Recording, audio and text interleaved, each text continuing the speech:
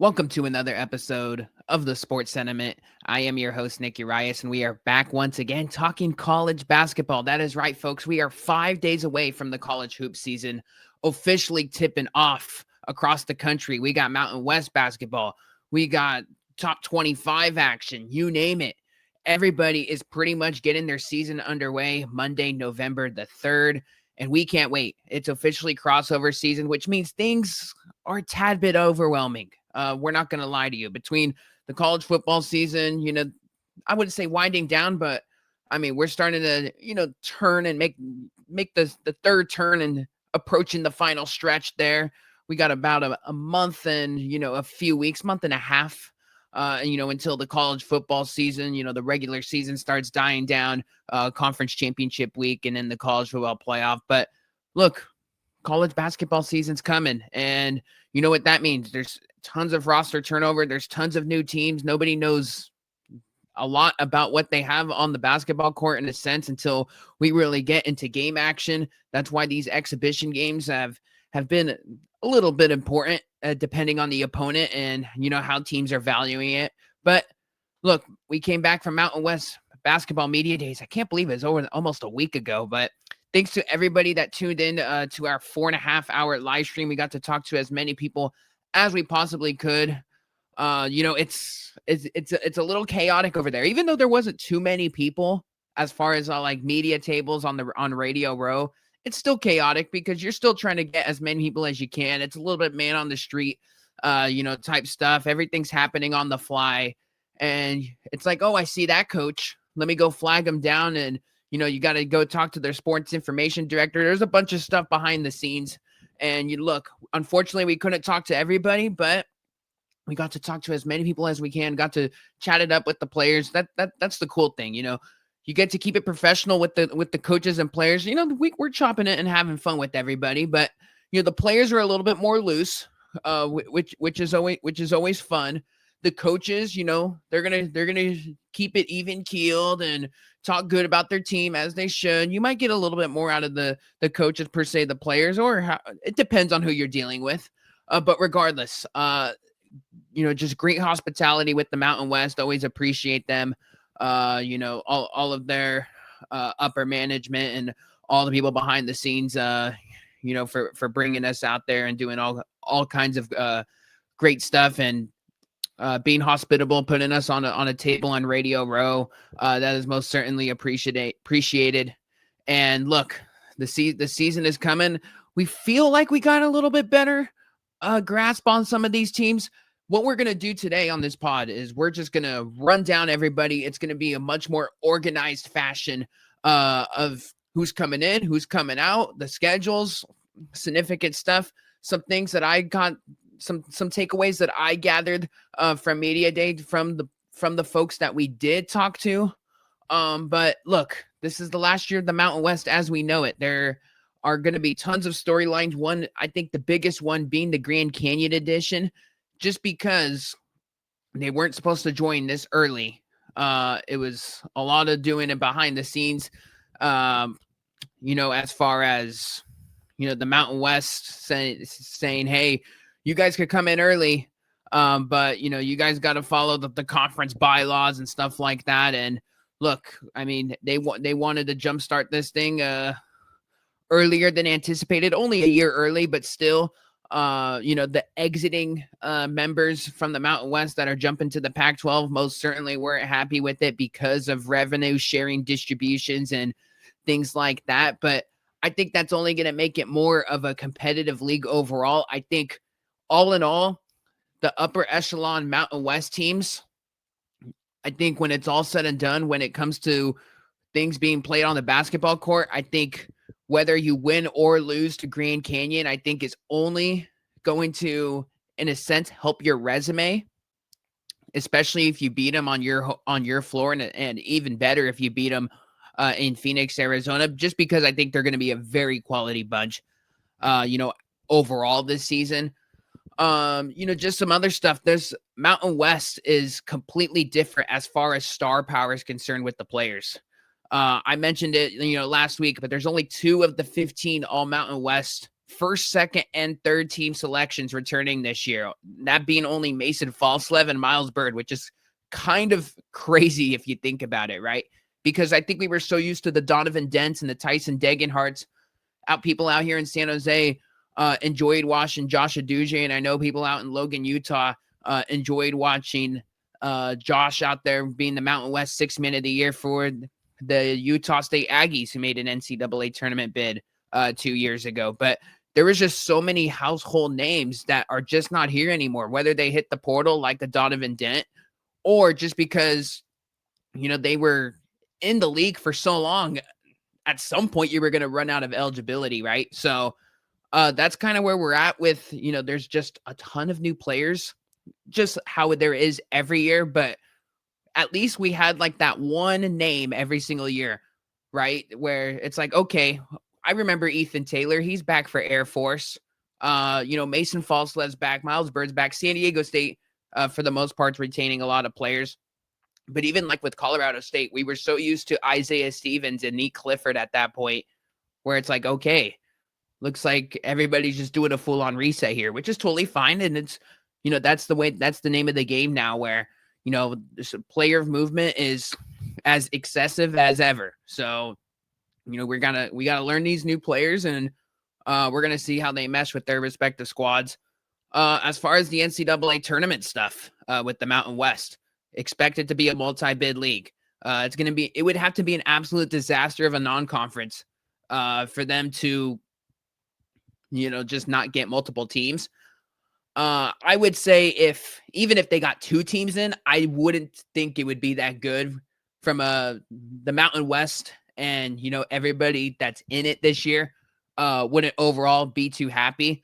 I mean, I think if they could get 4, 5 teams, I think they would most certainly take that.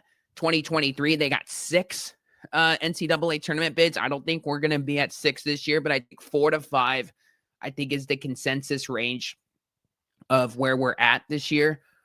Because I think you look at San Diego State, they're the regular season favorite. Preseason favorite.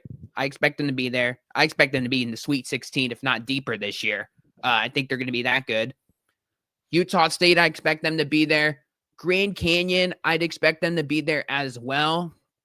And then it's just going to be, you put Boise State and New Mexico's name in a hat and just draw from it, because I think they're all going to be in the running later on in the season. Maybe there's a bid stealer and a surprise team like a Colorado State was last year, where, they just got hot at the right time, won, 10, 12 straight at the end of the regular season and ended up winning the Mountain West tournament. So we could have a potential bid stealer in this conference again. Who in the heck knows? But as far as NCAA tournament bids, I think 3 to 4 is where we're at. I think 5 or 4, I would honestly say 3 to 4. I think 5 would surprise me a little bit. I would be floored if we got 6, how we did 2 years ago. But that's where we're at with these things. It's going to be a very fun year in the Mountain West. So let's go ahead and run down some of these teams and just give my overall thoughts on where we're at post Mountain West Media Day. All right, so we'll go ahead and attack this thing up and down from alphabetical order here. Let's start out with the Air Force Falcons. Not the greatest year for the Air Force Falcons. 4-28 overall, 1-19 in the Mountain West a year ago. Joe Scott still here. He's entering year 10 as the head coach for the Air Force Academy. Second stint with the Falcons. He took him to the NCAA tournament during his first stint many moons ago now. And since he's came back, he was at Princeton. He's been a little bit more on the struggle bus, just trying to get this team back to a consistent winner. And it hasn't gotten any easier with the transfer portal, because it's basically a one-way street with them only losing from it right now.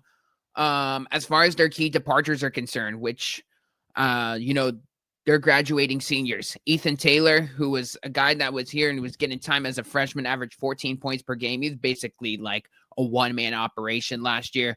Jeffrey Mills was a big-time leader for them. Didn't have the greatest senior campaign, averaged 5 points per game. They lost Luke Kearney to Utah State. He averaged 9 points per game. That's a big loss for them. And then Bo Becker, who I really liked as a shooter, coming off the bench, started in some spots the past couple of years.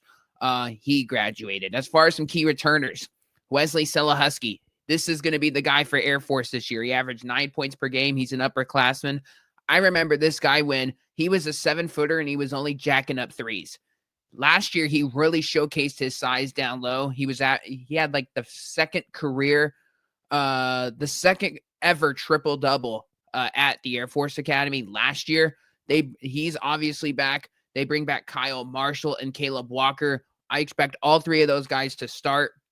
From an athlete standpoint, we already know with Air Force, they're just not going to really have it in that area. But that Princeton offense, especially when you get into Mountain West play, everybody knows, what they're going to run. But sometimes when you really go out there and, it could get a little funky in the first half. So Air Force, we've always been accustomed to them.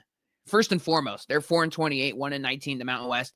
I expect that to improve, especially within their non-conference. Their non-conference, it's soft. Like, they're going to be able to get some teams. They're at Belmont. That's going to probably be a loss. But then Austin Peay, Long Island, Miami, Ohio is a good MAC. They're going to be a good MAC team this year in the Mid-American, one of the top mid-majors with a lot of returning production. Alabama State, SIU, Edwardsville, IU, Indy, Northern Colorado with Steve Smiley's always well coached, South Dakota Pacific, and at Navy. Like, their non-conference was horrific. They lost to Long Island last year. Like, they actually do play like, some low majors, like some quality, like low majors, like Long Island's the preseason favorite in the Northeastern Conference this year. I like Northern Colorado. They're always consistent. Going at Belmont is tricky, but the IU Indies, the SIU Edwardsville, like when you're hosting those teams, you got to beat them. I do think they will. I do think they're going to be better than north of 4 wins. I would maybe give them probably 3 league wins this year, just because Air Force was one of those teams, we just go ask New Mexico fans 2 years ago when they stormed into the pit and beat them. They should have gotten San Diego State last year, out there at Enclune Arena. Like, there were some spots last year with Air Force. I thought they should have swept Fresno State. There were some situations last year where, Air Force could have gotten a few more Mountain West wins, and then they just let it slip away. I mean, I remember when they blasted by UNLV by 40 a couple years ago. So, there are some spots that are going to be available for them this year.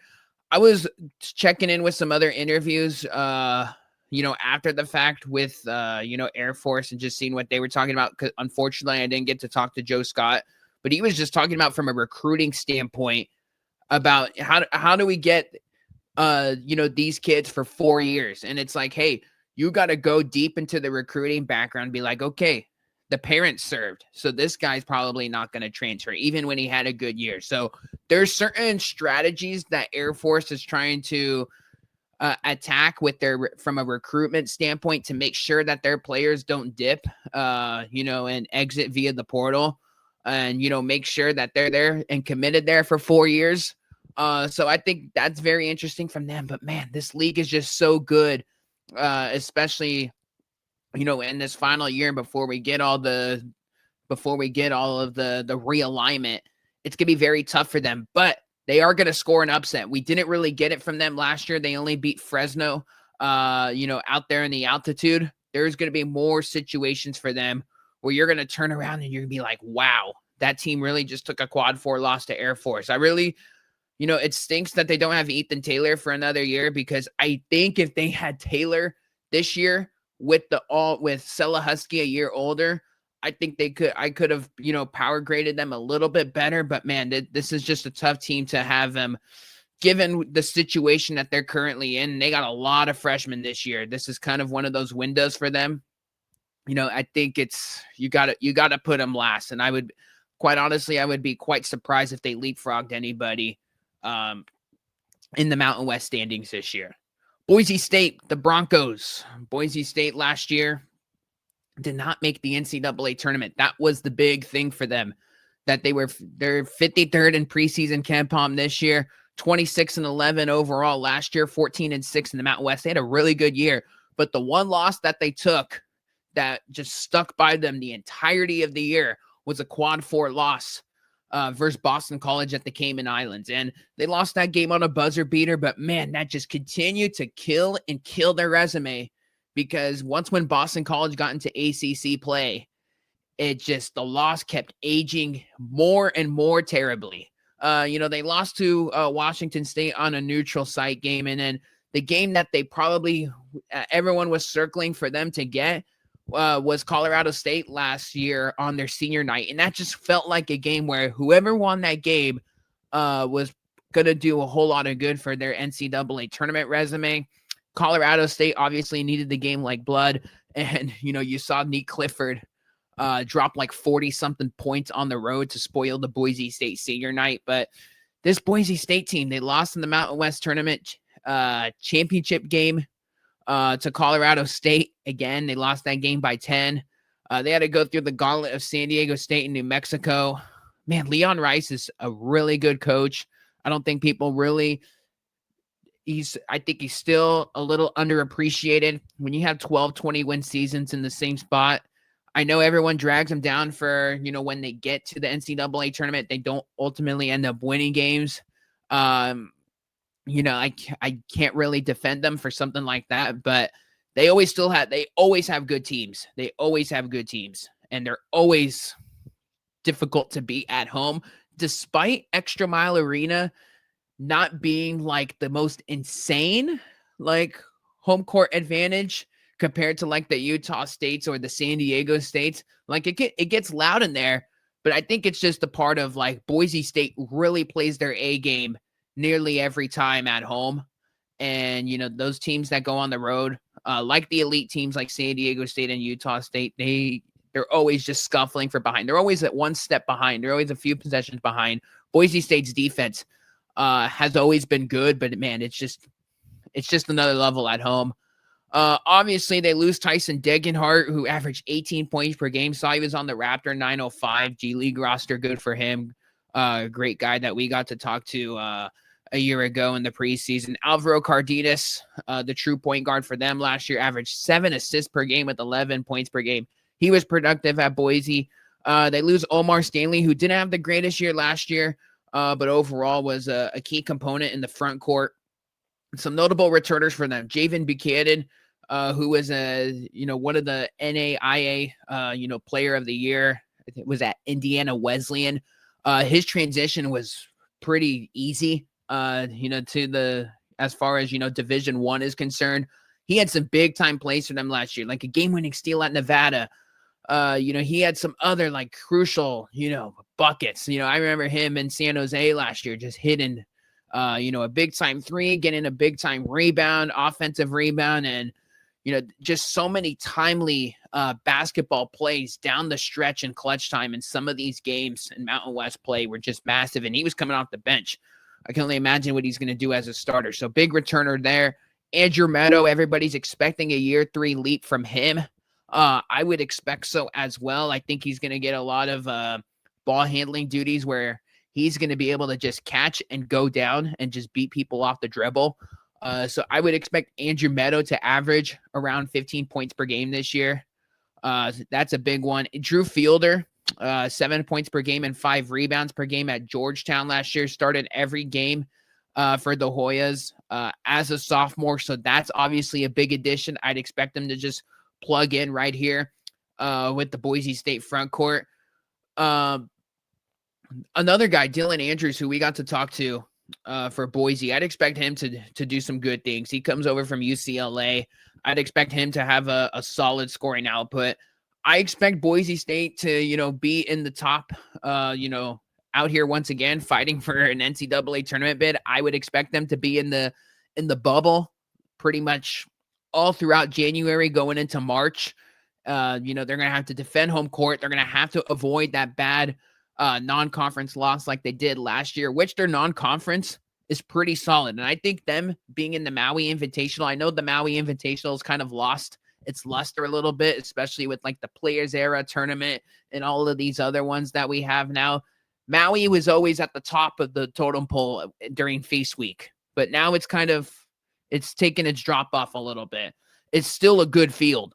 I mean, they play USC, NC State, or Seton Hall, right? So they're going to probably get two of those teams guaranteed.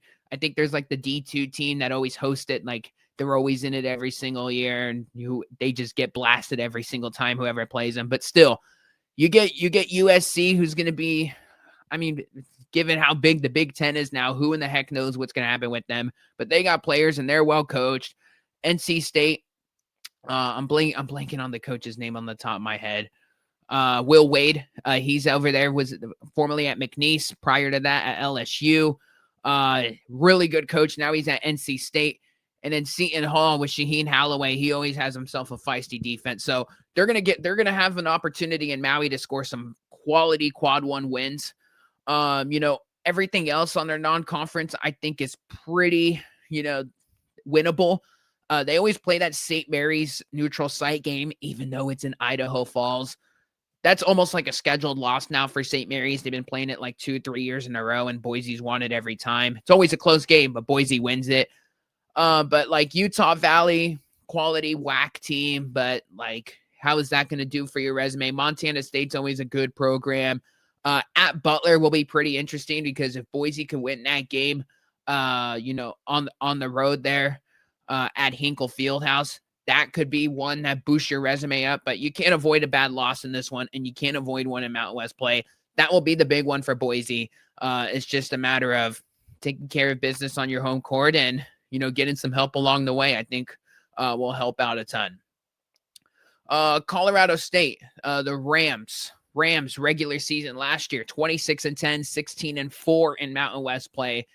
A team that finished in the regular season, like we said, on an absolute heater, 7-game win streak, to end the regular season. If you throw in those 3 Mountain West tournament games, that's a 10-game heater heading into the NCAA tournament.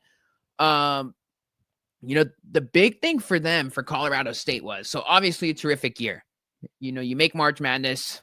The run was awesome to watch, from a bird's eye view, and then seeing them on that Saturday in the championship game, 24 hours before Selection Sunday, cut down the nets and, really just go down what was a terrific, 2025 regular season. But now they lose a whole lot of pieces. And the big thing for them was they had one loss last year that really killed them. And that was an overtime loss to UC Riverside. I think it was like a quad 3 loss. Riverside was like all over the place in the Big West. It didn't really turn into like one of those good losses in a sense from a metric standpoint. So like any team, they're going to have to avoid that. But they do have, a relatively like softer, within those UC Riverside, type of, teams within that range as far as the metrics are concerned. But you can't ignore what they lost, because they obviously lose their head coach, Nico Medved. Ali Farouk Manesh, now first time and first year head coach for Colorado State. Very interesting to just see his playing style and all this. But you lose Nate Clifford, 19 points per game, first round pick in the NBA to the Sacramento Kings. Jalen Lake graduated 11 points per game. Kyan Evans had some big shots in March, was a big part of what they did last year out there in Fort Collins. He transfers to North Carolina. Jalen Crocker Johnson, 9 points per game, went to Minnesota with his coach Nico Medved. And then Keyshawn Williams, 5 points per game off the bench to Iona. As far as who they added, Brandon Recksteiner from Virginia Tech. That guy can shoot it. I'd expect him to be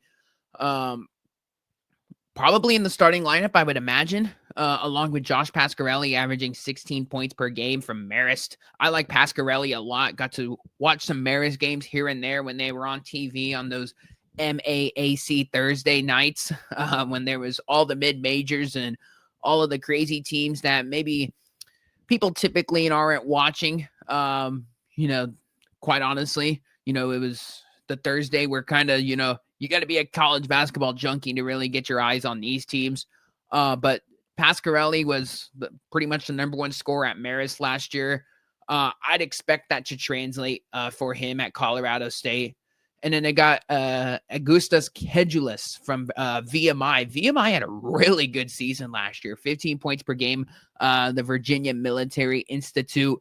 They were in the SoCon semifinal game. Usually they were always in the basement in that conference. He was a big part of what they do. He could shoot it like crazy as well. So they got some shooters.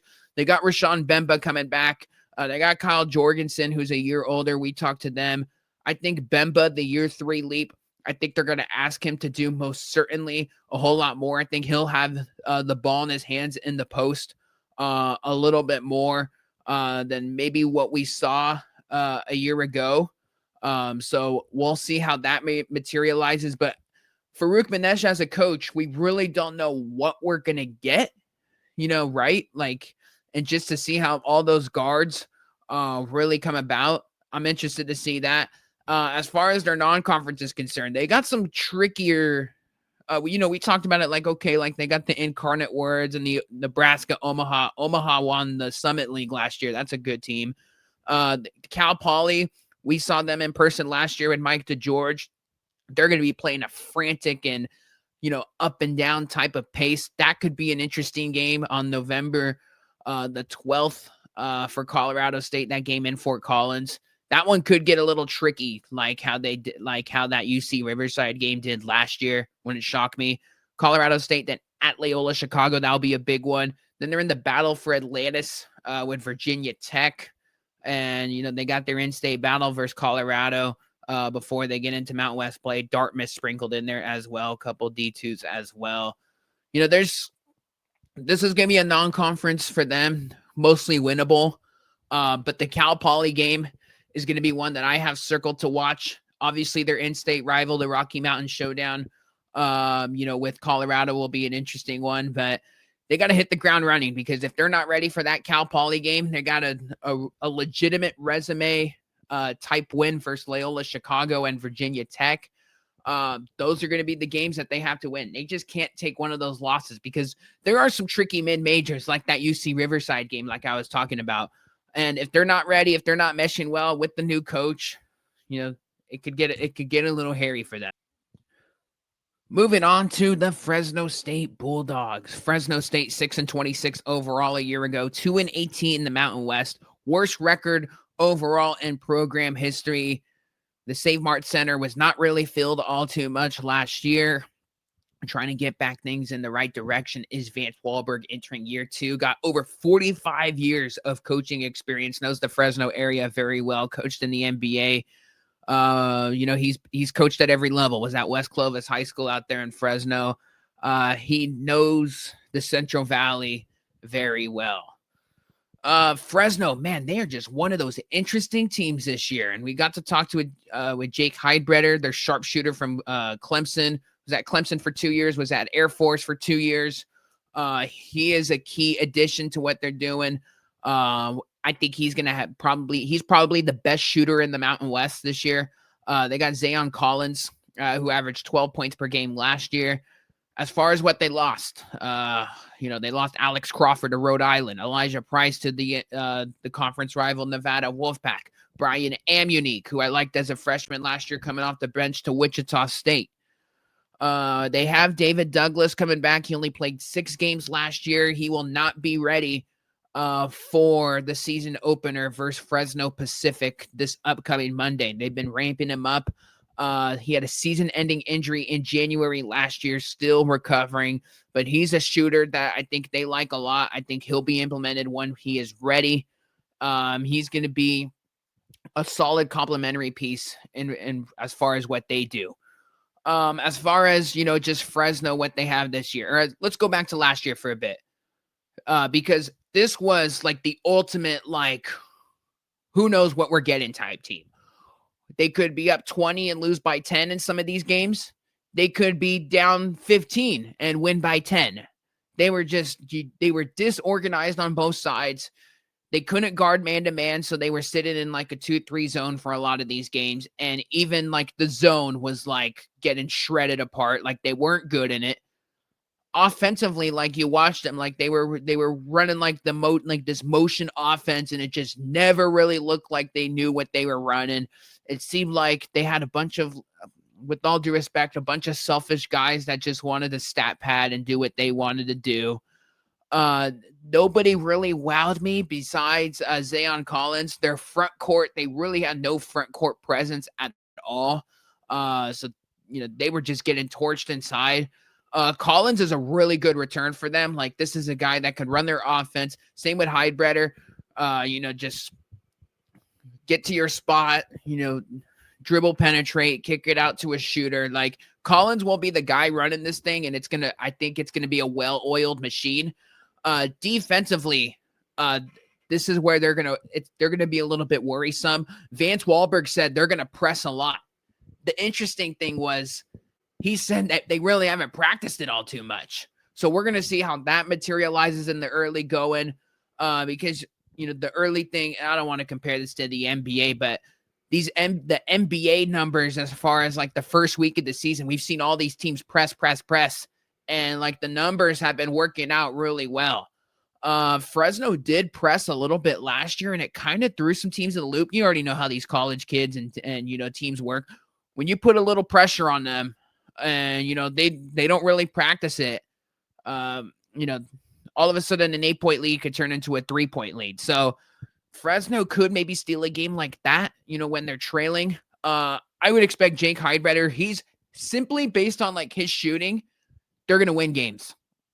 They're going to win games that they're not supposed to. Like, he had 9 threes in like the exhibition game versus Cal Poly. And that was just an up and down game. Vance Wahlberg said he wanted north of 10 3-point attempts from him this year, which tells me all you need to know. He's got the green light. And I don't think he's not one of those shooters. If anyone's watched him, like, he takes a bad three, he's not going to force it. They're going to get him open looks. And when he's got an open look, he's going to shoot it. And more often than not, he's going to make it. I'd expect him to be around the 40%, 38-40% range this year, maybe even higher. He's that good of a shooter. Fresno, just some other side notes. They were 0-5 in overtime last year. 4 of those 5 games came in Mountain West play. So how is that going to work out?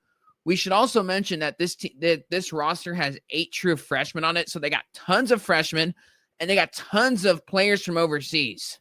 They got like 6 players from like overseas, which is pretty insane. But that's the way, you got to recruit, especially out there in Fresno. So, Vance Wahlberg's trying different things. We're going to see how those guys work it out.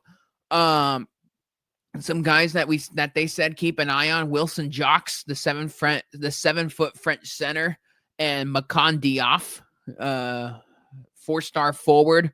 Those guys, I'd expect them to have. They said expect them to have an impact. Expect them to be in the rotation.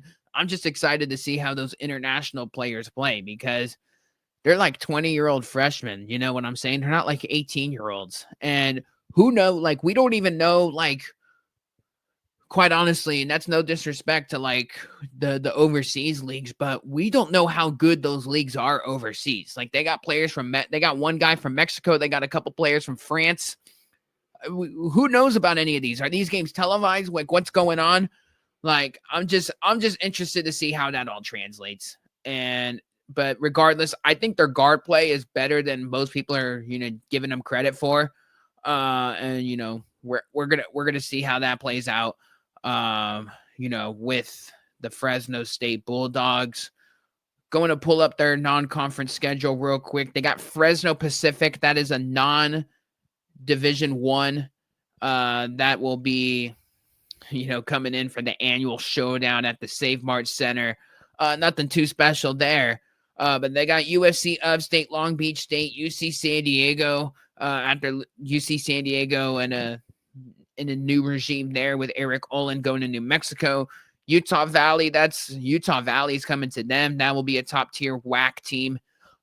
Stephen F. Austin, New Orleans, the Privateers, Pepperdine, CSU, Bakersfield. And then they're at the road at Arkansas. So, yeah, not too much meat on the bone as far as this non-conference is concerned. We're going to see how they just play out against, like, average teams at best, mostly below average. I'll have my eye on the Utah Valley team, just because that will be like a decent test for them, even though that one's at home. But who knows? This could be a team that stacks up a bunch of like regular season non-conference wins, and then it could all crash and burn in Mountain West play. That's what everyone's got to be careful for in Mountain West play, and just overall throughout college basketball this year. Some teams play cupcake non-conference schedules, and they want to skew the numbers and they want to improve the metrics as much as possible, especially like with these Power 4 teams. But you see it with some of the mid-majors as well, where they kind of go extremely soft, like they play the SWAC schools and the UAC teams and, you know, the teams that they're supposed to beat, even the mid-majors. The mid-majors are supposed to beat them with margin, right? And then, so whatever, they turn out to be 10-2, and then you look at the schedule and you're like, are they really that good? Like, you see like the way all those other teams played, and you look at, you know, their opponent's record, and you're like, are these teams really that good? So just something to keep your eye on. I'm not saying Fresno is going to be like a prime candidate of that, but they very well could be.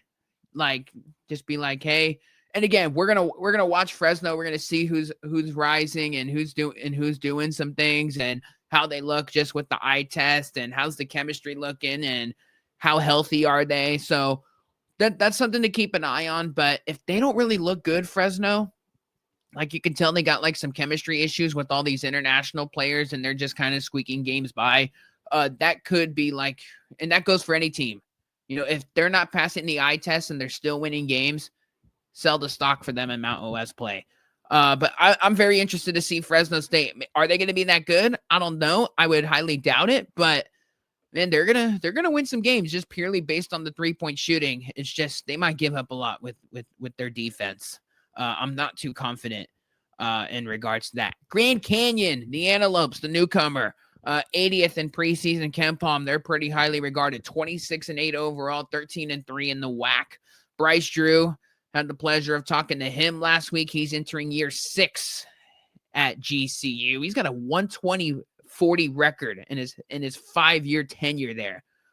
Played a bunch of WAC teams, but still he's gotten it done over the years. He's had a ton of roster continuity as well. 2 years ago, he made back-to-back NCAA tournament appearances with the makeup of Tyon Grant Foster, Jacoby Coles, Rayshawn Harrison, and Duke Brennan.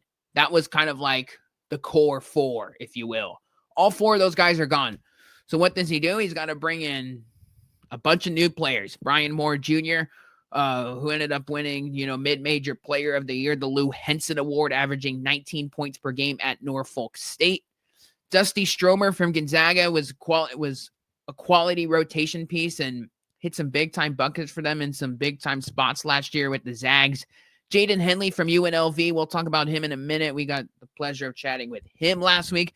And Nana Owusu-Onane from Brown didn't play last year, but 2 years ago at Brown was a double-double machine and averaged 15 points per game. They also brought in Caleb Smith from UC Riverside, averaging 11 a game. Between Brian Moore, Dusty Stromer, Jaden Henley, and Nana Owusu-Onane, that 4 is going to be really good for them. I feel pretty confident in that. Nana, if no one's watched Nana Owusu-Onane, like I said, he's a double-double machine. He's going to bring it on both ends. He's going to grind you on the defensive end, and then he's going to be a very good downhill threat. Mid-range, anything inside the arc. He's basically an ATM machine in that area. Jaden Henley has proven, and I chatted with him about this last week. It was almost like a blessing in disguise that Deaton Thomas went down last year for UNLV, the star point guard who's now at LSU. It was a blessing in disguise because I think it boosted his stock a little bit as far as like, hey, I could bring you primary ball handling duties and I could still go get you wins. He brought that like during, from the back end of January all the way to March with the UNLV running Rebels. He transfers to GCU. UNLV has their own coaching changes and such, but he's going to be a very quality add. I didn't watch too much of Brian Moore Jr. at Norfolk State.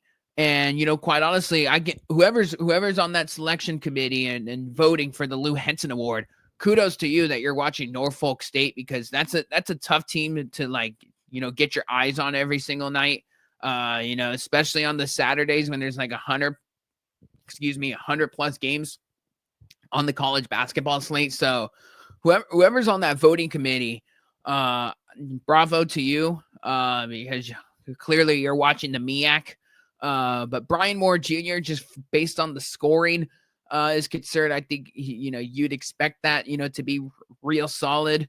But I got my eyes on Jaden Henley here, and I think Dusty Stromer is just going to complement them very well. We'll get them, he's a very lengthy, forward, so he's going to be able to do some things. But I think, the big thing is the home court. Like, the home court is really nasty for this team, to the point where you're going to go in there and they're going to be able to play like, at times they're going to play like their B-, C+ game, and they'll still be able to squeak out wins. Their non-conference schedule this year. They got USC, they got Purdue, Fort Wayne, Youngstown State, Northern Illinois. They're at St. Louis, the Billikens, who are expected to be a quality Atlantic 10 squad. They got Northwestern State, and then they're in the Acrisure Classic with the Utah Utes, the Iowa Hawkeyes, and the Ole Miss Rebels. They got the Stetson Hatters, and then they'll be playing Oklahoma State on a neutral floor, so a quality Big 12 win for them on the horizon. And then they got Coastal Carolina and IU Indy. This is going to be a team that probably only has like 1 to 2 losses in the non-conference. Most of those games are at home. They only lost 1 home game last year, and that was to UC Davis by 7. Just the one thing for me here is I'm excited to see them on the road. And we're going to learn a lot about this team when they go on the road in league play, because, they're as good as their home court may be. And, I've talked about their home court, more so than anybody, just because, like, hey, they're the newcomer, and it's just going to be, in a sense, one more scheduled loss for a lot of those Mountain West teams that are traveling to Phoenix, Arizona. But like any team, you learn a lot about them on the road. I want to see their fight in a game at Logan, Utah. I want to see if they can go pull off an upset in Boise, Idaho. Can you avoid the sleepy spot game at, San Jose or Fresno, right? So you learn a lot about the team on the road. I can't wait to see them in the Mountain West tournament in whatever it is, 5 months from now, when that Grand Canyon student section travels with everybody else that's going. Because you already know New Mexico is going to pack the crowd. San Diego State's going to travel, especially with how highly regarded they are this year. You got the Utah State Aggie herd in that student section. My goodness, that Mountain West tournament environment, that's going to be as rambunctious as it gets, come a mid-March timeframe. So I can't wait for that. But this is a quality team. I mean, we're going to see how they translate from the WAC to the Mountain West, because it is a step up in competition. But I think they got the players to most certainly maybe very much replicate 26-8. I think they're that good. Nana is going to be an absolute monster for them this year. And he was talking about, like, at Brown 2 years ago, like, he wasn't able to practice in the off season. Like, there was no summer workouts, and he's just amped up to really just get back to playing. And, I think it's going to translate. And another thing too, just from talking to them, they're a mature bunch. Like, they senior heavy, but you could tell there's no egos, like, from when you talk to them.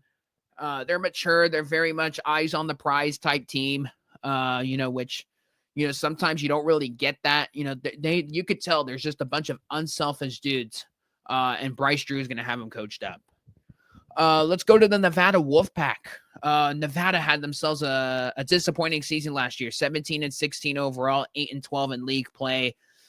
Man, they had like a terrible start to Mountain West play, and it just seemed like to snowball from there. They were 0-4 to start out the league schedule. Home losses to Colorado State and Utah State. They lost at Wyoming, and then they suffered an overtime buzzer beater to Nelly Jr. Joseph and the New Mexico Lobos. What it was interesting to me, because this was a team, like, when you watched them, it just really didn't look all that great, in a sense, where you're like, gosh, like, when they're going up against teams like New Mexico and, like the teams that we always talk about in the league, it just really wasn't, like, working, right? They were just always a step behind, even at home. right? Because they lost to Boise at home. I think New Mexico came in there and beat them. Like, those were the games a few years ago with Lucas and Blackshear that they were winning. And, it just really didn't work with the pieces they'd had last year with Kobe Sanders, who's now in the NBA, Nick Davidson, who's at Clemson, Trey Coleman graduated, Xavier Dussel graduated, Justin McBride, Brandon Love, and Daniel Foster graduated. So that was a senior-heavy roster with them, and it just really didn't work. It might have been because, and this was shocking to me, and I didn't understand that the numbers were this Jurassic, but they were 338th in pace last year, 26th slowest in the country. And Steve Alford mentioned, I didn't talk to Steve Alford, but I tuned into some other interviews and, talking to our buddy Colby Dant and some of the other folks that, we chopped it up with at Mountain West Media Day that did get to talk with Coach Alford. He said that they want to play faster this year, which, I mean, you could only get faster, with the guys that they have now. But Kobe Sanders was just a slower, point guard that wanted to walk it up the court and not really rush things. And, I think just with the pieces around them, I think they could have ran a little bit faster. But that's just not the way that they were running their operation last year. I expect Nevada to be much better compared to that 8-12 in Mountain West schedule. It's very interesting because like that middle portion of the league, right? And we'll get the official preseason poll here if you just to get a little visual representation here. On youtube.com /@thesportscentiment. So, right, that middle portion of everything, UNLV, Colorado State, and Nevada, those teams are pretty much like interchangeable, I feel like. I think Nevada can be better than both of them because, they bring in Vaughn Weems, who averaged 27 points per game at the junior college level. I don't know if that's going to translate. You might have to cut more than half of those points in half, especially with the role that he has. But Elijah Price is an intriguing player, right? Menace defensively, long and lengthy. It's going to be an absolute block party for him this year.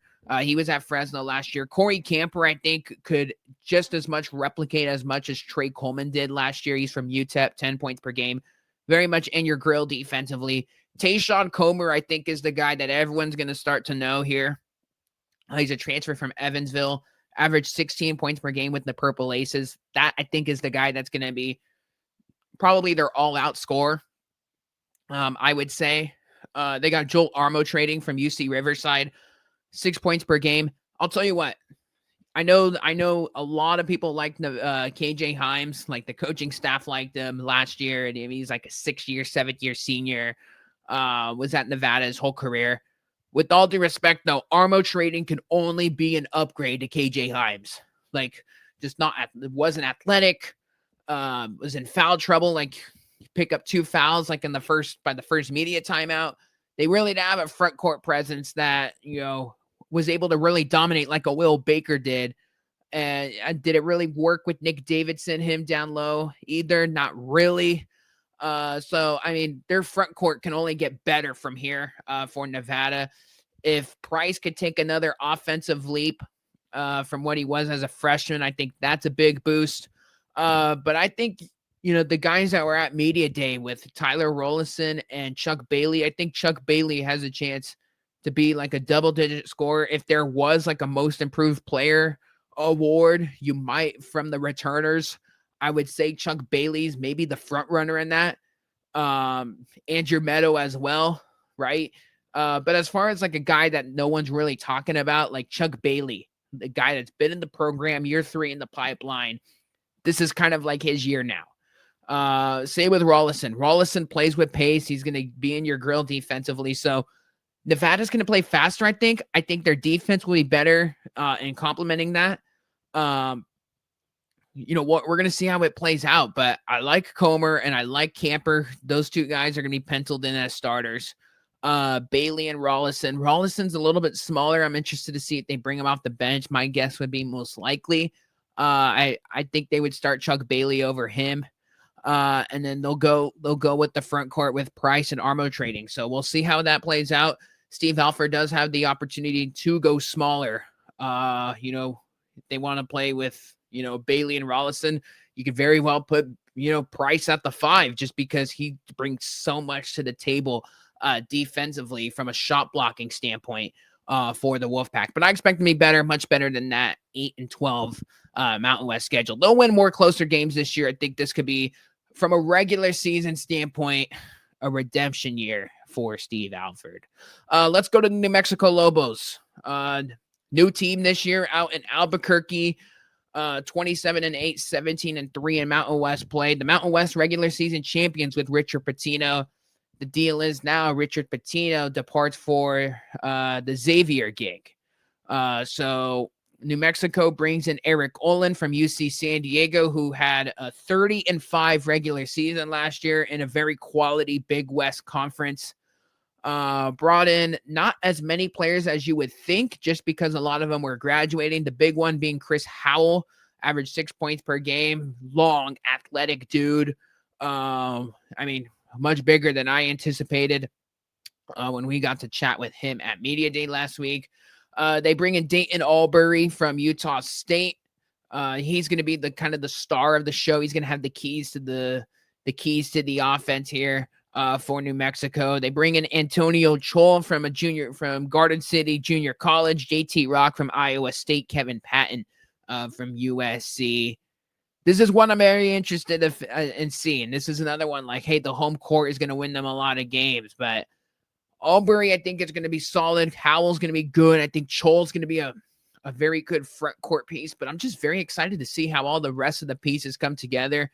I haven't had a chance to talk with too many people out there in Albuquerque just yet. I know we got ourselves, some folks out there in New Mexico do tune into the content, which much appreciated. So I'm going to be learning about your team just like everybody else is, right? Because we really don't know too much about it.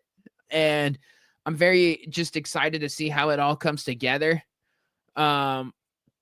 Look, New Mexico, like the state of the program is in really good hands right now with Olin. And I think Olin, it's not really a downgrade from Richard Pitino, quite honestly. And I know this was a guy that started at Division II Azusa Pacific, turned them into a powerhouse, went to UC San Diego, was there for a few years, and then put them in a premier spot. So when Eric Olin leaves in 4 years, which I'm going to tell you guys all right now, Eric Olin in 4 years won't be coaching at New Mexico. 5 years won't be coaching at New Mexico. He'll have a Power 4 gig by then because I think he's that good of a coach. I think he's going to leave the New Mexico program in an even better spot than what it is. It's just like anything, right? You got such this short time window as far as recruitment. And when you're replacing guys like Donovan Dent, who's at UCLA now with 20 points per game and 6 assists per game. Nelly Jr. Joseph, who graduated. True Washington's at Miami, great two-way player. Mustafa Amziel, CJ Nolan. They just lost a lot of pieces. Filip Burovichinen, who was a great rebounder for that team last year and grinded defensively. How is this all going to come together? And can it come together quick enough? We're going to see how it plays out. But I think Dayton Albury being the point guard, he's gonna have all of the ducks in a row here. He's gonna be able, he had 8 points per game last year. There's an opportunity that those numbers double from what it was last year. I think he's that good. Guy that came from Queens, probably could have gotten more minutes at Utah State, but that was a crowded backcourt last year out there in Logan. And there was opportunities where he was closing out games last year and doing a really good job. Well, now he's going to be closing out games, and now he's going to have to be the leader for this team just because he is the veteran that really has to take things over here. As far as the non-conference is concerned, East Texas A&M, UT Arlington, UC Riverside, they're at New Mexico State, which is always a tricky game. Out there in Las Cruces. I mean, heck, they lost the game last year in Albuquerque. And then 2 years ago in Las Cruces, they barely won it. It took a Donovan Dent, crazy, acrobatic, impossible reverse layup to get New Mexico with the win over there. So that's always a game you circle. I know folks in the state of New Mexico always circle that game just because it means so much from a rivalry standpoint, but everybody in the country needs to have that one circled. and football or basketball. I'm sorry. They play in the Hall of Fame Classic, which I think will be a big time, test for them to boost their resume. Nebraska, Kansas State, Mississippi State. Those are big ones. Even when they play, Santa Clara. Santa Clara is a quality West Coast Conference team, always in the top 5. They're at VCU. Richard Pitino, they're really doing any good there. That's a return game after VCU came to the pit last year and lost. Right? You got Alabama State and Florida Gulf Coast. This is a tough non-conference, I have to say. There's going to be some tricky spots. The Hall of Fame Classic does, obviously, with the Power 4 teams, make it, much more difficult. But that's a good test for them. Another thing before we move on from New Mexico, Jake Hall is the one guy that Dayton Albury mentioned to me right immediately last week. Freshman, forward, going to probably most likely come off the bench for them, and he's going to provide a spark. So keep that name circled. Everybody around the league could be a contributor very early on in the season. Let's go to San Diego State. We're almost done with this thing. San Diego State, the Aztecs, the preseason favorite. Quite honestly, I'm a little bit surprised that San Diego State is not even 25th in the AP poll, just for how much that they bring back. Maybe if their season was a little bit better than last year, not that none of that crap matters, because I think down the road they are going to be ranked. That stuff doesn't matter. But if I was, a voter, or, I would had them at least considered, during the 24, 25th range, just for how many quality pieces they bring back for, just the culture of Brian Dutcher and everything else that comes along with San Diego State. But a down year for the Aztecs, 21-10 overall a year ago, 14-6 in Mountain West play. Lost in the quarterfinal game to Boise State by 10. First time not making the Mountain West championship game since 2017. So that just tells you it was an off year for the Aztecs. They never really passed the eye test last year for their standards, right? They were awesome defensively, but just offensively, they were always spotting teams 10, 12 points, right? They spotted 15 points to Air Force. They were down 15 and 20 to San Jose State last year. They nearly lost to Air Force in Colorado Springs. There was just a bunch of games. They weren't as competitive on the road. They got destroyed by New Mexico at the pit, which always seems like a scheduled loss for them now. But even Colorado State and Utah State, those were games that they were accustomed to winning. And it just really there was points where it's okay, hey, you're non-competitive for the final 5 minutes of it. So that was, a little bit alarming from their standpoint, just because they've dominated, or, sure, they lose some of those games, but not all of those, right? And it was more so just their quad 4 games nearly coming down to the wire, whether that be home or on the road. So that was kind of one of those, you had to do a double take on this team, really question what they were all about. Remember you were watching this team in February, you're like, man, they really are the 4th best team in this league, which is obviously something we really don't say. And it showed, because they lost by 27 to a North Carolina team last year in the first 4 by 27, a team that was grossly underqualified from a resume standpoint in the ACC. Regardless of all of that, this San Diego State team this year returns 10 players. That's by far the most in the Mountain West, 62% of their minutes. 3 starters from last year's squad. Some of their key departures: Nick Boyd, their point guard, 13 points per game. Jared Coleman-Jones, who I liked as a front court piece, was at Middle Tennessee State and had the 1 year at San Diego State, 7 points per game. And then Win McKinney, the former San Diego Toreros, 6 points per game. As far as their key additions, even though they really didn't need to add too much, Sean Newman Jr., who we're going to talk about here in a minute, 10 points per game, 8 assists per game at Louisiana Tech. Latrell Davis from San Jose State, 11 points per game, 38% from beyond the arc last year for the Spartans. Jeremiah Oden, who was at Charlotte last year, didn't play, was at DePaul previous to that, 8 points per game, and then flourished in the Mountain West with Wyoming a few years back with 10 points per game. The big, obviously, returners for them, for San Diego State, and this was big because they could have very easily lost all 3 of these guys. Miles Bird, who was doing NBA draft combine workouts. Magoon Guath, who was in the portal for a week and then withdrew. I know Michigan was in the conversation with that as far as trying to get him. And then Reese Waters, who didn't play a single game last year due to injury, redshirted, comes back, final year of eligibility here with the Aztecs. So those are obviously some big-time pieces. Reese Waters was a big-time shot maker for them 2 years ago where, hey, clutch bucket, we got you. Magoon Guath, obviously, I think he'll be one of a top 3 shot blocker in the country this year, on top of what he's added to his offensive game. Like, if he hits a consistent 3 this year, holy Toledo. And then Miles Byrd, I just think he needed another year. He needed one more year. I'd imagine we'll see what he does this year, but it just, when he was declaring for the NBA, it just seemed like it's like, okay, you're probably be a mid-second round pick, but man, you could come back into a really good situation here, still like be a big part of what they do, get some NIL dough in the process. Like, it just made sense, from a business standpoint and from a player standpoint, and from Miles Byrd, just come back for another year, grow your game, because the thing and he said it himself, at media day, consistency. They need consistency on the offensive end from him. Defensively, the stuff's going to translate. He's a grinder. He's not going to defensively. All these guys that play for San Diego State, you have to play defense or you won't see the floor. So we're going to see how all that works out for Miles Byrd, but I'd expect an extra gear to his game this year. If you can get like a consistent 3 from him, I know the 3 ball, the numbers weren't like overall, like, as good as he probably wanted, but I think the 3-point percentage will be better. The points per game numbers will be better.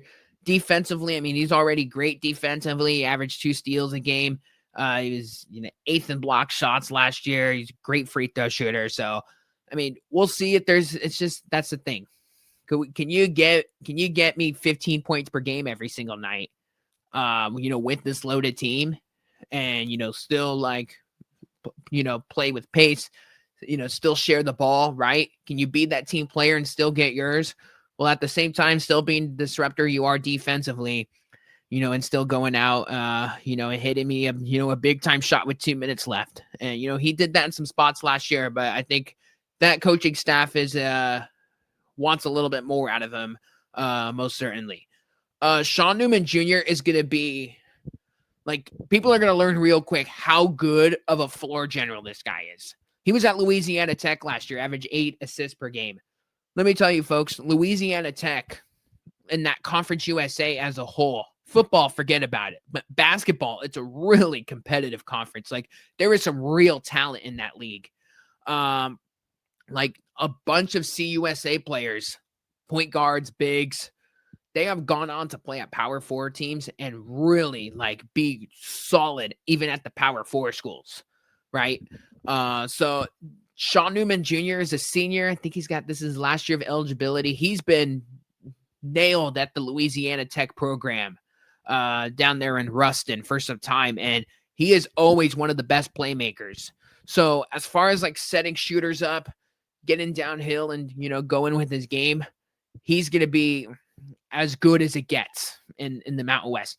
To me, this move is almost like what the Alvaro Cardenas move meant for Boise State. Like, he's going to not only get you the points when you need it, but he's going to run the show and he's going to make sure that everybody is where they need to be. And, he's going to get you stuff defensively as well. Like, he'll bring it on that and, respectfully. So I think the Sean Newman Jr. Addition is massive. If we were to vote for newcomer of the year right now, Sean Newman Jr. would be probably on the top of my list. I think he's going to be, really that good because he was talented at Louisiana Tech. And, I don't fault anyone for not watching Louisiana Tech every single night. They would always be on my Thursday night college basketball rotations and out in the CUSA because it was just a fun league last year. He's a ball player. So I'm very excited to see him.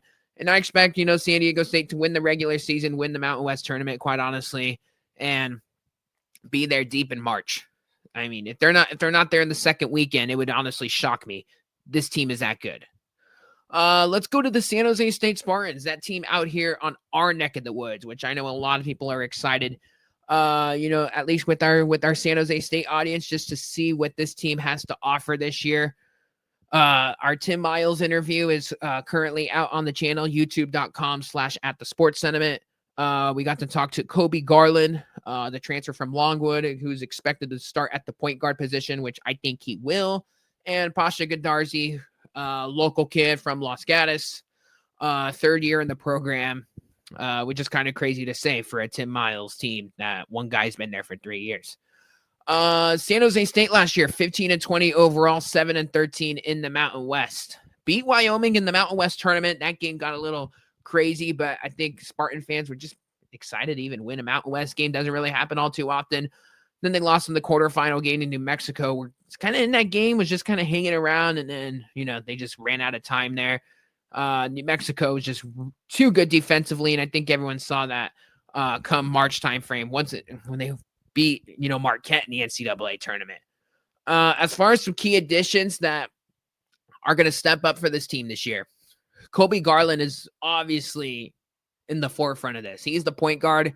He's going to be the guy that makes this thing go. Transfer from Longwood, hit a big-time shot versus High Point last year, which was one of the best teams in the Big South Conference, the league he played in. So he's definitely like a shot maker you can rely on in crunch time. Javon Hanna, who's been, he's one of the team captains on this team. He came from Western Michigan. 2 years ago, he was the MAC 6 Man of the Year. He's been a big-time voice within, just that locker room, which I think is good for this team to have an upperclassman like that. Hanna is a grinder defensively. I think he'll be the best, along with Jermaine Washington. Like, he'll be the best rotational guy that's getting minutes and is in your grill all night. Like, Washington's probably number one on that list, but Hanna is going to be just as big as a disruptor, at that position as well. They got Yafit Mondi, 13 points per game from Iona. I think they'll get much more out of the center spot this year from a scoring standpoint. I know Rob Viola last year did a bunch of good things for San Jose State, but it's like, gosh, as good as Viola is and how much he means to like the 5-out offense, he was just missing too many bunnies at the rim. The good thing about Mondi is he's athletic enough where if he's 2 feet underneath the rim, he's going to slam it. So I think that's something that everyone's kind of looking forward to. You kind of need a little bit of that athleticism back at the 5 spot like they had with Diallo, a few years ago when they had their historic season. They're looking for that. And, Mondi and Garland were the first couple guys that they got in the portal, and it was for obvious reasons because they needed, just a big to go down there and wreak havoc, get some shot blocking defensively as well. Marcus Overstreet from Mercer averaged 6 points per game. He'll probably be in the second unit, come in, compliment for Mondi. Not the most athletic guy in the world, but is a guy, that he'll get it done for you in the paint. So he'll be in the rotation. Adrian Myers, I'm very excited to see because I think he could be a better version of what they had with Trey Anderson.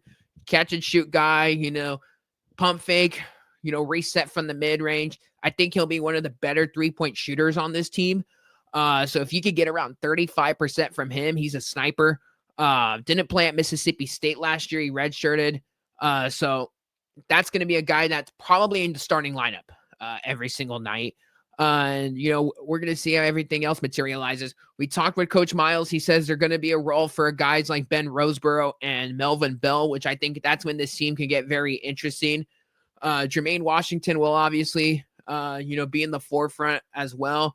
I mean, this was a guy, freshman defensively, that was getting quality minutes last year. So I'd expect him, whether he starts or comes off the bench. I don't know how that starting 5 is going to align. We'll know a little bit more this upcoming Monday at Utah, just to see how this team meshes versus, a real opponent, because quite honestly, I really don't take too much from a non-D1 and CSU East Bay. So that's what I think of that, but we're going to know a little bit more about like the rotation of this team come post the Utah game Monday night. So we're going to see how that all plays out, but This is a team for San Jose State this year where I think they're going to be better defensively. I don't know if the scoring is going to necessarily be there as it was last year because, quite honestly, you'd like a little bit more balance. Last year, they were a great scoring team for their standards, right? They were always in like the 70s, 80s. The team was never really healthy last year, but they were grinding away. This team is going to be a little bit better defensively, and I think it's encouraging for this team this year from talking with Coach Miles that the buy-in is there because I think anyone that watched San Jose State basketball for a large majority of the season understood that there were chemistry issues last year. I think that was just, from watching guys on the bench and, just seeing how down the team got and stuff. You always hear like the phrase "we versus me," or something along those lines, kind of get thrown out. That is kind of like that was very encouraging to hear from Coach Miles. So I'm very intrigued just to see how all that plays out for Coach Miles's bunch. But this is gonna be one of those schedules this year. You're looking at it at Utah, at Michigan State, at UC Santa Barbara, 3 straight true road games. Really might not know too much about this team. However, I do think at Utah on Monday night, they are going to be very competitive. The Michigan State game might be a little bit different of a story. The UC Santa Barbara game was tough for them last year, and UC Santa Barbara is going to be really good this year with Aiden Mahaney and Jason Fontenot, 2 really good guards for the Gauchos. So that could be a challenging game. The Southern game versus a top 3 SWAC team. I don't really know what to make of that. Can't lose that one. That'll be as bad as Western Illinois last year. But, the Acrisure series will give them a good challenge. I think that's when this team could turn the corner like they did, in that MTE last year in Vegas, right? Who'd they play? Like UTEP, Long Beach State, and they played somebody else. And they won all 3 games last year, SJSU did. I think this Acrisure series during the Thanksgiving week could really turn that team around and really instill some confidence after, what might be a skewed non-conference, record, because you're very well looking at 1-3 in this schedule before, Thanksgiving week comes up. Whatever, there might be like a Bethesda thrown in there, but the Acrisure series with Tulsa, Northern Iowa, and Loyola Chicago, those are the teams that, you could really hang your hat on. Like, wow, those are some quality teams. We saw the Loyola team last year. Drew Valentine's a good recruiter. Northern Iowa with Ben Jacobson at head coach is really well coached. They're always well coached. They'll be in it in the Missouri Valley this year again. And then Tulsa's not the greatest program, but they're kind of in the UTEP territory from last year. And then look, you get UC Irvine, the San Diego Toreros, Long Beach State, and Stanford. Like you could very well, go 3-1 in that stretch. So before you get into Mountain West play. So we're going to see how it plays out with, Tim Miles's bunch. But I think this San Jose State team, compared to what they have last year, just because nobody knows what to really make of them in a sense nobody really knows until you see what's on the court, right? They might catch some teams off guard. I'd expect them to score some big wins at the event center this year that they fell short with last year. If this team could stay healthy, because Tim Miles' teams never seem to stay healthy now. This is like 2 years in a row we're doing this. Things could be a very interesting in that regard. One final team before we get out of here, the Utah State Aggies. Aggies last year, 26-8, 15-5 in the Mountain West. Very good under year 1 of Jared Calhoun. I think it's fair to say that Utah State is like, it's coaching proof now. Like whoever comes in there with the crowd and, how good of a coaches that they bring in, credit to their previous athletic director. Cause I know they just got a new one. Whoever was making those hires, like kudos to them. Cause they were doing a great job, but like when you start 10-0 in the regular season, you get wins with North Texas, St. Bonaventure, and Montana in the process. That was really good to start out. They were blasting teams early with that matchup zone of theirs. And, now like they bring some very quality pieces back with Mason Falslev, Drake Allen, Tucker Anderson, and Carson Templin. But out of all the pieces, I'm very excited to just see out of all of the teams here, as far as like the returners, like the top four, beyond New Mexico, I'm very excited to see this group because this group could just, they could be just as good as they were last year. Because with guys, when you bring in guys like Gary Clark from Texas A&M Corpus Christi, who've averaged 15 points per game, NJ Collins is a guy that they spoke highly of from Vanderbilt, 7 points per game. Kobe King from Butler. Luke Kearney will be a rotational piece from Air Force. Like, they got tons of depth this year. And Jared Calhoun said at Mountain West Media Day, like, our freshmen are good, really good. Are really good. So, and, their freshmen might even get some playing time. So this roster, I think, is just as deep as they were last year. Remember, we were talking about them last year. It's like, gosh, they're closing games with Dexter Acano and Dayton Albury and Drake Allen. Like, there's so many pieces to the pie here. They might have that same problem this year, which quite honestly is a good problem to have. We'll see how their depth is down low. Carson Templin, he can't get in foul trouble in some of these games. I think they'll be relying on one of those other front court backup members because Isaac Johnson departed for Hawaii, who I know was a guy that they like to throw down low. I think one of their other bigs ended up transferring out to one of the Texas mid-majors as well. So we're going to see how it plays out with the Utah State Aggies, but defensively they'll be good. With the matchup zone, I want them to be a little bit better from a man-to-man standpoint, just in case the matchup zone does get cracked like it did in Mountain West play. Can they be better in staying in front of some people, especially in front of those guards? I know it's very tough to stay in front of the talented guards that have been in this league forever, but they need to if they want to, hold a chance defensively. Because you saw in that UCLA NCAA tournament game, you couldn't play man-to-man defensively versus UCLA, and look what happened to that. Look what happened in that game. You got blasted by north of 30.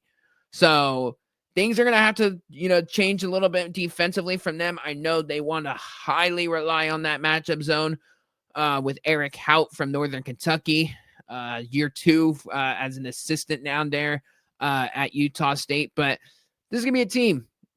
They're probably going to win over 20 regular season games a year. They might lose 1 to 2 games in that building all year, and they'll probably be in the forefront of an at-large NCAA tournament bid. They got VCU, which I think will look good on the resume if they could win that game on a neutral in Frisco, Texas. Weber State, UTEP. They got the Charleston Classic with Tulane and Davidson and Boston College. Don't lose to them like Boise State did. They're at USF. South Florida, that is the Bulls. Could be a tricky spot for them. True road game out there in Tampa. And then they're at Charlotte, and then they play Illinois State, who's going to be a top-tier mid-major squad from the Missouri Valley. That game, of all places, in Salt Lake City at the Delta Center. Everyone knows how I feel about the neutral site games with them being played 10 miles away from one school. That's kind of not a neutral, people.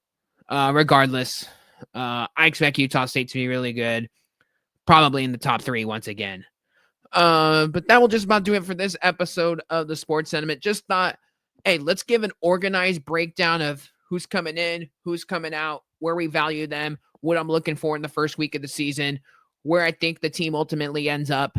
Because I know we kind of did that at Mountain West Media Day.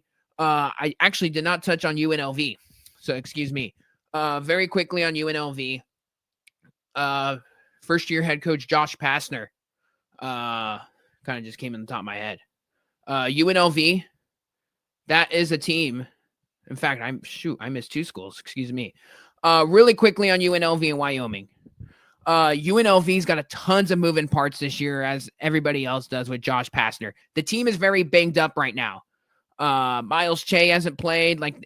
There's only very few teams that have very few rotation pieces that have played for this team. But I think Draven Gibbs Lawhorn's going to be really good for them. Miles Che, when he's healthy, will be solid. Kimani Hamilton's a dog from High Point. They got tons of upperclassmen that I think are going to be rock solid for this team. Can they get the home court going at UNLV? That's what I'm kind of looking forward to here? And can they avoid being the Jekyll and Hyde team like how they were versus Kevin Kruger? Coaching change helps that, but I'm interested to see can Pastner get it going in year one.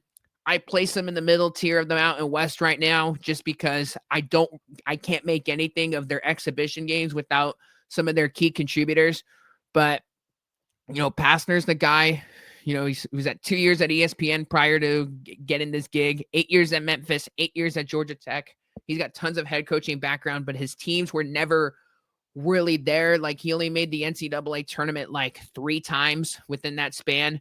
So like you would hope for their sake that they could get out of that, middle ground territory, but that's kind of where I have them, just given, all of the talent in the league this year. They're non-conference, like they actually have a tough non-conference, like they're at Stanford. They're in the players era with Maryland and Alabama. They're at Memphis. They host Montana. There's some tough teams in here. Chattanooga's a quality mid-major. So we'll see if that all materializes, but they're a tough read right now, just given their preseason injuries. And I don't know when those guys are coming back either. So it could be mid-November until we really get a fair read on this team. So who knows how that all plays out. And last but not least, the Wyoming Cowboys. 12-20 overall last year, 5-15 in the Mountain West. Sundance Wicks, I think, is the perfect fit for that program. He lives and breathes Wyoming. I mean, he had the quote of the day at Mountain West Media Days. He said, "I don't need caffeine. Caffeine needs me." And to me, that tells you all you need to know about Sundance Wicks, what he means representing the Cowboy tough mentality. Last year he brought in a bunch of like D2 guys and, stuff like that from like JUCO, and, he had a couple returners. Now this is kind of like his squad. Leland Walker, remember the name. He's going to be their point guard this year, averaged 9 points per game at Florida Atlantic. That is the dude. He's going to bring a lot to this team. He's going to bring a whole lot of scoring. I think Matija Belic could be a complimentary, good number 3 guy for this team. Jared Harris from Memphis will be in the conversation as well. Caden Bennett, I like a lot from Quinnipiac. And then Demarion Dennis from Texas A&M Corpus Christi. A solid piece as well. Can Wyoming win a couple more home games this year? They were only 8-7 at home. That's got to get better. Can they get the crowd back out there in the altitude? Because that's become a sleepy Mountain West game. And, they were taking advantage of it every time around, it seemed like, with Jeff Linder. Not so much there with Sundance Wicks. And they had actually like a quality, like Obi Agban was a great individual player. Man, Jordan Nesbitt, Dante Allen, some of those other guys were just like a little bit too like hot and cold. I imagine for everybody's liking. So if they can get a little bit more consistency from the complimentary guys, because I think Leland Walker will be like 15 points every single night, maybe even more. But if they can get the complimentary guys to show up every night, that's a team that could be a surprise in the Mountain West this year. Because I think Sundance Wicks is a good coach. He's just got to get everybody aligned. And, there were some spots last year on the road. Like at the pit in New Mexico, they could have beat San Jose State. You could argue 3 times last year, and then San Jose beat them all 3. So, if they can win some close games, be a little bit more consistent at home, steal a few road games or 2, don't be shocked if they're in the Nevada UNLV tier of the, Colorado State tier of the Mountain West this year, which is right in the middle of the pack. They have them 1 spot ahead of San Jose State as far as the preseason poll is concerned. So that will do it for this episode of the Sports Sentiment. Again, just a more organized, preseason edition of the Mountain West. Before we officially get things going, Monday night, not too many crazy games in the Mountain West. As far as like the Mountain West teams, we got our slate right here. Air Force at Belmont, a couple of D2 schools going to the Mountain West venues, Purdue, Fort Wayne at Grand Canyon, San Jose State at Utah, Incarnate Word at Colorado State. YouTube.com/@thesportsentiment if you want to see the visual of that. But that will do it for this episode of the Sports Sentiment. Once again, I am your host, Nick Urias, and be sure to subscribe wherever you get your podcast.